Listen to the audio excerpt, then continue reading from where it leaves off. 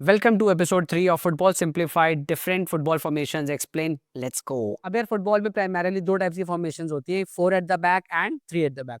3 at the back को कई बार 5 eight the back भी कहा जाता है, तो उसको हम वीडियो के बाद वाले पार्ट में कवर करेंगे। अभी चलते हैं हम एक 4 एट द बैक की फॉर्मेशन पे विच इज 4-3-3। अब जिन्होंने लास्ट वीडियो देखी होगी, जिन लास्ट एपिसोड देखा होगा, उनको पता होगा कि 4-3-3 का मतलब होता है 4 डिफेंडर, 3 मिडफील्डर, 3 अटैकर। अब आपको कैसे पता चलेगा कि 4-4-3-3 में 4 का क्या मतलब है? क्या वो डिफेंडर को पॉइंट कर रहा है या नंबर ऑफ अटैकर्स को पॉइंट कर रहा है? तो यार as a rule of thumb ये लेके चलते हैं कि फॉर्मेशन जिस भी नंबर से स्टार्ट हो रही होगी, जैसे 4-3-3 में 4, ओके? अब ये 4 हमेशा डिफेंडर होंगे। अब ये अगर 3 से भी स्टार्ट हो रहा हो, 5 से भी स्टार्ट हो रहा हो, कोई फ़र्क नहीं पड़ता। पहली चीज़ हमारी हमेशा होती है डिफेंडर। नेक्स्ट होता है हमेशा हमारा मिडफील्डर। और उसके जो नेक्स्ट होता है हमारा, वो होता है जनरल अटैकर होता है, बट इसकी भी 2 वेरिएशंस हैं। अगर आपकी फॉर्मेशन में 3 नंबर है, जैसे 4-3-3, तो सही है। पहले पहला डिफेंडर हो गया, फिर मिडफील्डर हो गया, फिर अटैकर हो गया। बट अगर 4 है, जैसे 4-2-3-1 बोलते हैं, तो उसमें आपका 4 जो है वो डिफेंडर हैं, 2 आपके मिडफील्डर हैं। जो तीसरा नंबर होता है ना, वो जनरली कुछ भी हो सकता है, बट मेजॉरिटी केसेस में वो भी मिडफील्ड का ही एक पार्ट होता है। तो 4-2-3-1 में 2 और 3 दोनों मिडफील्ड के पार्ट हैं। और जो लास्ट वाला होता है हमेशा, वो हमेशा अटैक का पार्ट होता है। अटैक बोल लो या स्ट्राइकर बोल लो, कुछ भी बोल लो। अब जो डिपिक्टेड है ये है 4-3-3, जिसमें हमारे हैं 4 डिफेंडर, ओके? ये मैं हाइलाइट करूँ यार, ये चल भी जाया कर यार, हाँ। तो ये रहे हमारे 4 डिफेंडर, 3 हमारे हो गए मिडफील्डर, 3 हो गए हमारे अटैकर्स। अब जो 4-3-3 होती है ना, उसमें क्या होता है, इसमें आपको हर चीज़ का एक बैलेंस मिल जाता है। थोड़ा आपको डिफेंसिव स्टेबिलिटी भी मिल जाती है, क्योंकि आपका जो सीडीएम है वो आपके सेंटर बैक्स को प्रोटेक्ट कर रहा है, थोड़ा बहुत फुल बैक्स को प्रोटेक्ट कर रहा है। जो सीएम है आपका, ये बॉक्स टू बॉक्स मिडफील्डर भी खिलाया जाता है, तो ये 50-50 रहता है। ये दोनों तरफ रहता है, अटैक में पार्टिसिपेट करता है, डिफेंस में पार्टिसिपेट करता है। और एक आपका अटैकिंग मिडफील्डर होता है, जो कि आपका मेजरली अटैक में पार्टिसिपेट करता है, ठीक है? और अटैकिंग में आपको बहुत ज़्यादा विड्थ भी मिलती है लेफ्ट विंग और राइट विंग के थ्रू, ओके? अब इसमें आपका डिसएडवांटेज बस एक होता है कि अगर आपके लेफ्ट विंग और राइट विंग ठीक से ट्रैक बैक नहीं करते ना, तो आप डिफेंसिवली बहुत एक्सपोज़ होते हो। क्योंकि अगर आपके यहाँ पे एक प्लेयर भाग के आ रहा है ना, और लेफ्ट बैक को कोई शील्ड नहीं मिल रहा, लेफ्ट विंग उसको बिल्कुल प्रोटेक्ट नहीं कर रहा from the right winger here from the opposition team, तो यार आप एकदम से एक्सपोज़ हो जाते हो। एकदम से आपका जो विंग वाला एरिया होता है ना, वो एक्सपोज़ हो जाता है, और गोल खाने के चांसेस ना बहुत ज़्यादा बढ़ जाते हैं। तो इसमें ना आपको थोड़ा-सा देख के चलना पड़ता है कि अगर आपके विंगर्स आपके ट्रैक नहीं कर रहे हैं, तो आपको प्रोबेबली दूसरी फ़ॉर्मेशन के लिए ऑप्ट करना चाहिए, ओके? नेक्स्ट है हमारी 4-2-3-1, मतलब 4 हो गए हमारे यहाँ पे डिफेंडर्स, ओके? 2 हो गए हमारे ये वाले मिडफील्डर्स, 3 ये भी हमारा थोड़ा मिडफील्ड का पार्ट ही कहलाते हैं इस केस में, और 1 हो गया हमारा अटैकर। ये कभी चलता है बैन, कभी नहीं चलता। ओके, तो इसमें क्या रहता है ना, इसमें आपके पास थोड़ा ज़्यादा आपको कंट्रोल मिलता है मिडफ़ील्ड का, क्योंकि आपके 2 सेंट्रल मिडफ़ील्डर खेलते हैं। इसमें भी ऐसे ही होता है, जैसे मैंने अभी सीएम, सीएम लिखा है, आप सीडीएम, सीडीएम भी खिला सकते हो, आप 2 डिफेंसिव प्लेयर्स भी खिला सकते हो। अगर आपको बहुत ही ज़्यादा कंट्रोल चाहिए, या आपको बिल्कुल प्रोटेक्ट करके रखना है अपनी पूरी बैकलाइन को, ओके? तो आप 2 सीडीएम भी खिला सकते हो। आपको थोड़ा अटैकिंग पर्सपेक्टिव से सोचना है, आप 2 सेंट्रल मिडफ़ील्डर भी खिला सकते हो। आप एक ज़्यादा बैलेंस के लिए टीम्स क्या करती हैं, एक थोड़ा थोड़ा डिफेंस माइंडेड प्लेयर खिला देती है, और एक थोड़ा बॉक्स टू बॉक्स टाइप खिला देती है, जो अटैक में भी पार्टिसिपेट करता है और डिफेंस में भी पार्टिसिपेट करता है। ठीक है?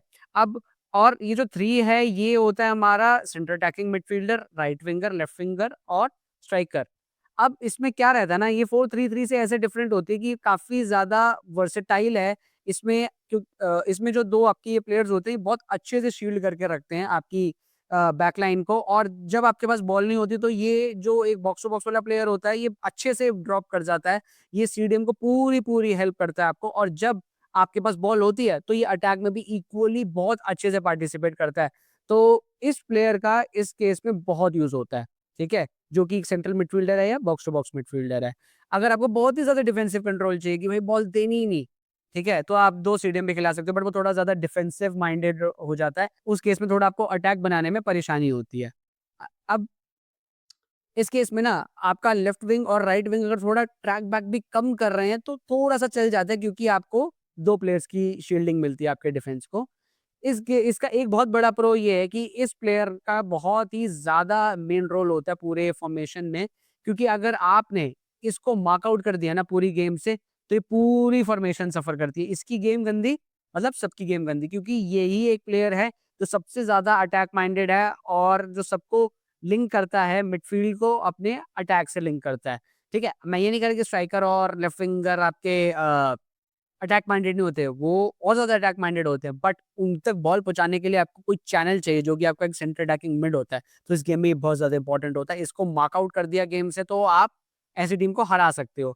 एंड आजकल बहुत सारी टीम्स 4-2-3-1 के लिए ऑप्ट करती है, क्योंकि जैसे मैंने बताया बहुत ही वर्सेटाइल फॉर्मेशन है। अब नेक्स्ट है हमारी 4-4-2। अब यार ये जो फॉर्मेशन है ना, ये थोड़ी पुरानी हो चुकी है। आज से 10-20 साल पहले ये फॉर्मेशन बहुत ज़्यादा पॉपुलर थी। आजकल मैनेजर्स इसको थोड़ा कम ही खिलाते हैं। बट मैं जनरल बता देता हूँ, इस फॉर्मेशन में क्या होता है, अपने 2 स्ट्राइकर होते हैं जैसे कि तुम देख रहे हो। बट इस फॉर्मेशन का डिसएडवांटेज सबसे बड़ा ये है कि अगर तुम्हारे पास दोनों ऐसे स्ट्राइकर हैं, जो सिर्फ गोल मारना चाहते हैं और कोई भी डर्टी वर्क नहीं करना चाहता, मतलब डीप ड्रॉप नहीं करना चाहता, डिफेंस को हेल्प नहीं करना चाहता, मिडफील्ड को हेल्प नहीं करना चाहता, तो ये फॉर्मेशन बहुत ज़्यादा सफ़र करती है। तो जब भी ये फॉर्मेशन खिलाई जाती है ना, तो इसमें से एक प्लेयर जो है आपका हमेशा डीप ड्रॉप करेगा। जैसे एक स्ट्राइकर हमेशा आपके ये यहाँ इस पोज़ीशन पे ज़रूर खेलता है और वो आगे तभी जाता है जब आपके पास बॉल ऑलरेडी होती है। इसका बस एडवांटेज ये है कि जब आपके पास बॉल है तो आपके पास 2 आउटलेट है कि आप किसी को भी दे दो, गोल होने के ज़्यादा चांसेस होते हैं। तो एक डिसएडवांटेज तो मैंने आपको फिर भी बता दिया कि अगर कोई भी स्ट्राइकर आपका डीप ड्रॉप नहीं कर रहा, तो बहुत दिक्कत होती है।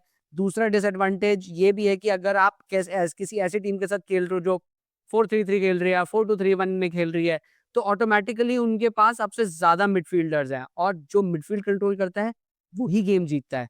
तो ये वैसे भी स्ट्रगल करती है जब आपको कोई स्ट्राइकर डीप ड्रॉप नहीं करता, और वैसे भी स्ट्रगल करती है जब आप अगेंस्ट ऐसी टीम्स खेलते हैं जिनके मिडफ़ील्ड में ज़्यादा प्लेयर्स होते हैं। और ये जनरली मैनेजर्स बिल्कुल एंड में खिलाते हैं गेम के, अगर अगर वो ट्रेल कर रहे हो, हार रहे हो या मैच ड्रॉ और उन्हें बहुत ज़रूरी जीतना हो, तब वो क्या करते हैं, तब वो बस एक और स्ट्राइकर थ्रो इन कर देते हैं। क्योंकि उस टाइम पे काफ़ी टीम्स की ये टैक्टिक होती है कि वो बस क्रॉस डालेंगे और तुम उसको हेड हेड मार दो या थोड़ी भसड़ मचा दो, कुछ कर दो। तो उस केस में ये फॉर्मेशन जनरली आजकल यूज़ होती है, बट फ्रॉम द स्टार्ट बहुत कम टीम्स खेल रही हैं ये आजकल। Next is 4-3-1-2। इसको कभी-कभार 4-4-2 डायमंड फॉर्मेशन भी बोलते हैं। पर जैसा कि आप इसमें देख सकते हो कि इसमें आपके पास एक सीडीएम है, 2 मिडफ़ील्डर हैं इधर, 1 सेंटर अटैकिंग मिडफ़ील्डर है और 1 स्ट्राइकर है। आप नोटिस करो कि मैंने इसमें लेफ्ट विंग और राइट विंग नहीं डाले हैं।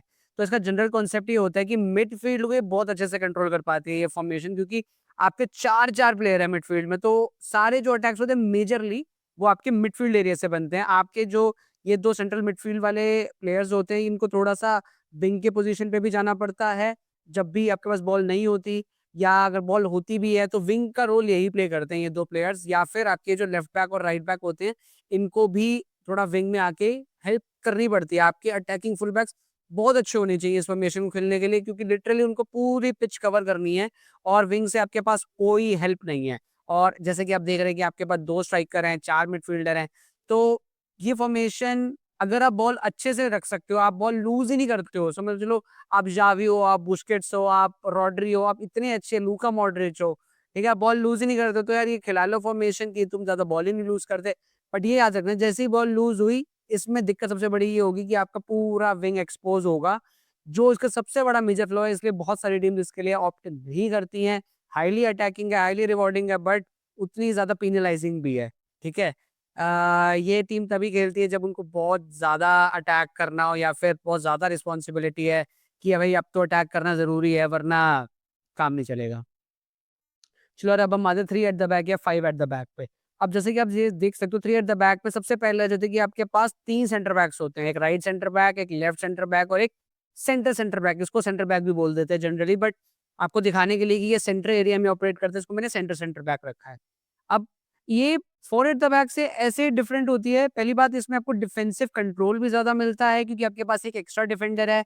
अटैक में आपको थोड़ा ज़्यादा वर्सेटैलिटी मिलती है, क्योंकि आप ये देख सकते हो मैंने ये लेफ्ट बैक और राइट बैक को मैंने एलडब्ल्यूबी राइट आरडब्ल्यूबी कर दिया। इसका मतलब लेफ्ट विंग बैक और राइट विंग बैक, ठीक है? अब इसमें सबसे ना इश्यू क्या आता है कि टीम्स ना इसको अच्छे से खेल ही नहीं पाती हैं। अगर कोई टीम इसको बहुत अच्छे से खेल लेती है ना, तो उसको हराना बहुत मुश्किल हो जाता है, अगर जो टीम्स को बहुत अच्छे से एग्ज़ीक्यूट कर पाती हैं। पर इश्यू वहीं आता है कि मोस्ट ऑफ द टाइम्स क्या होता है, अगर आप एक ऐसी टीम हो जो बहुत अच्छे से बॉल नहीं रख पा रहे हो, या फिर आपके पास इस फॉर्मेशन को कॉम्प्लीमेंट करने के प्लेयर्स नहीं है, कोई भी 3 एट द बैक या 5 एट द बैक फॉर्मेशन को रखने के फॉर्मेशन इंप्लीमेंट करने के लिए आपके पास प्लेयर्स नहीं है, तो ये जनरली क्या होते हैं, left wing back, right wing back ना पीछे ही हो जाते हैं और ये 5 एट द बैक बन जाता है। तो आपके पास गोइंग फॉरवर्ड ज़्यादा आपके पास विड्थ ही नहीं बचती, आपके पास ज़्यादा प्लेयर्स ही नहीं कमिट कर रहे होते। तो आपके पास पोज़ेशन, आपके पास ऐसे प्लेयर्स होने चाहिए जो बहुत अच्छे से पोज़ेशन भी रख ले, बहुत अच्छे से डिफेंस भी कर लें, सब कर ले बेसिकली। और इसमें ये लेफ्ट विंग बैक और राइट विंग बैक का रोल सबसे ज़्यादा इम्पोर्टेंट होता है। Any 3 at the back formation, left wing back and right wing back are the 2 most important player on the pitch, ठीक है? तो इसका क्या रहता है ना कि यार इसमें 3 देखो सेंटर बैक हैं, 2 आपके ये मिडफील्डर्स हैं, बाकी left wing back, right wing back है, वो आपके मिड में भी पार्टिसिपेट करेंगे, वो डीप लाइन में भी पार्टिसिपेट करेंगे व्हाइल डिफेंडिंग, वो अटैक में भी बहुत ज़्यादा पार्टिसिपेट करेंगे। जब अटैक करेंगे तो वो इन चैनल्स में जाके अटैक करेंगे, बहुत ज़्यादा आगे तक जाते हैं आपके प्लेयर्स। तो एडवांटेज है अगर आप खेल सकते हो, बट डिसएडवांटेज वही है कि अगर आप नहीं खेल सकते ना तो आप 5 एट द बैक बन के रह जाते हो, तो आप ठीक से उल्टा अटैक ही नहीं कर पाते हो। नेक्स्ट है 3-5-2। अब इसमें भी 3 सेंटर बैक हैं, बट आप देख सकते हो 3-5-2 का मतलब है कि आपके 5 प्लेयर हैं मिडफील्ड में और आपके 2 स्ट्राइकर हैं। तो एक सीडीएम हो गया, 2 आपके सेंटर मिडफील्डर हो गए और एक left wing back, right wing back, ये तो स्टैंडर्ड है, ये हर 3 एट द बैक की फॉर्मेशन में है। ओके, तो इसमें आपको मिडफील्ड में तो बहुत ज़्यादा कंट्रोल मिल जाता है क्योंकि आप के पास लिटरली 5 प्लेयर हो गए मिडफील्ड में, क्योंकि left wing back, right wing back जब आप मिड में हो गए, वहाँ कंट्रीब्यूट करेंगे। जब आप आगे बॉल लेके जाओगे तो ये इन चैनल्स को अटैक करेंगे, हर जगह अटैक करेंगे। बट इसका सबसे बड़ा डिसएडवांटेज अगेन वही है कि जब आपके लेफ्ट विंग बैक और राइट विंग बैक बहुत ज़्यादा आगे कमिट कर देंगे और आप अगेंस्ट ऐसे प्लेयर्स खेल रहे होंगे जो बहुत ही अटैक माइंडेड विंगर्स होंगे, like Mohamed Salah, Lionel Messi, Cristiano Ronaldo, Eden Hazard, आप ऐसे प्लेयर से अगेंस्ट खेल रहे होगे ना तो बहुत ज़्यादा स्ट्रगल करोगे। भाई उनके पास पूरा विंग का एरिया हो गया एक्सप्लॉइट करने के लिए। मतलब वो पूरा एरिया एक्सप्लॉइट कर सकते हैं कि जैसे ही आप इस एरिया में, ठीक है? इस एरिया में भाई एड्स ने ना दुखी कर दिया सच में आज, पहले नहीं आ रही थी, अब बहुत आ रही हैं। ठीक है? तो इस एरिया में बहुत ज़्यादा वो एक्सप्लॉइटेशन चल सकती है विंगर्स की।